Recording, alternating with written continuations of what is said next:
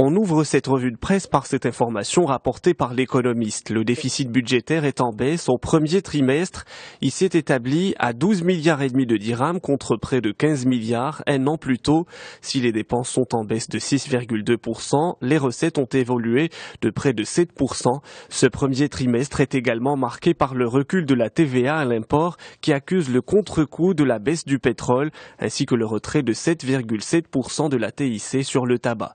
Le Matin s'intéresse aux énergies renouvelables. On apprend que l'Institut de recherche en énergie solaire et énergie nouvelle vient de lancer InnoProjet 2015, un appel à projets dans les énergies renouvelables dont l'objectif est de développer le potentiel de la recherche appliquée et du développement dans 4 filiales, le solaire thermique, le solaire photovoltaïque, l'éolien et la biomasse. La date limite pour soumissionner est fixée au 7 juin 2015. Le financement peut atteindre pour chaque projet jusqu'à 5 millions de dirhams. L'ONDA vend son savoir-faire, peut-on lire en une des Échos. 3 conventions ont été signées hier lors de la conférence régionale du Conseil international des aéroports, dont les travaux prendront fin aujourd'hui à Casablanca. Le siège continental du Conseil sera encore basé dans la métropole durant la prochaine décennie. 2 partenariats de formation ont été signés avec le Sénégal et le Togo. L'ONDA s'engage à consolider sa conformité aux impératifs de sécurité et à boucler les travaux du terminal 1 de l'aéroport Mohamed V en septembre 2016. Dans un entretien accordé à Aujourd'hui le Maroc, Zohair Mohamed Laoufir a souligné le rôle de l'aviation au profit de la croissance en Afrique, un rôle qui pourrait encore être plus grand. Toujours dans Aujourd'hui le Maroc, on s'intéresse au coup de filet du BCIG. Les responsables du Bureau central d'investigation ont tenu leur 2e conférence de presse depuis la création de cet organe il y a un mois, jour pour jour.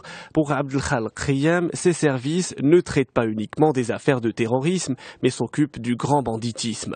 En Algérie, l'expression titre sur le logement au standing. La qualité médiocre de ces logements censés être luxueux est remise en question.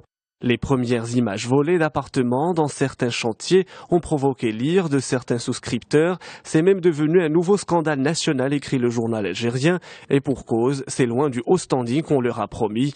Les logements sociaux sont de qualité meilleure, s'indigne l'un des clients. Dans la presse française, Libération titre sur l'hécatombe qui se poursuit en Méditerranée. Alors que les naufrages mortels se succèdent, l'Europe cherche une voie pour faire face à la crise migratoire. Elle doit gérer l'urgence humanitaire, s'attaquer au réseau, mais surtout dessiner une réponse politique. L'objectif est donc de gérer le flux de réfugiés en aval et en amont. Aux États-Unis, l'investissement dans les start-up est au plus haut niveau depuis l'an 2000, lit-on dans le Figaro. Quelques 15,7 milliards de dollars ont été investis dans les start-up américaines au premier trimestre 2015, soit le plus gros montant sur 3 mois depuis l'an 2000.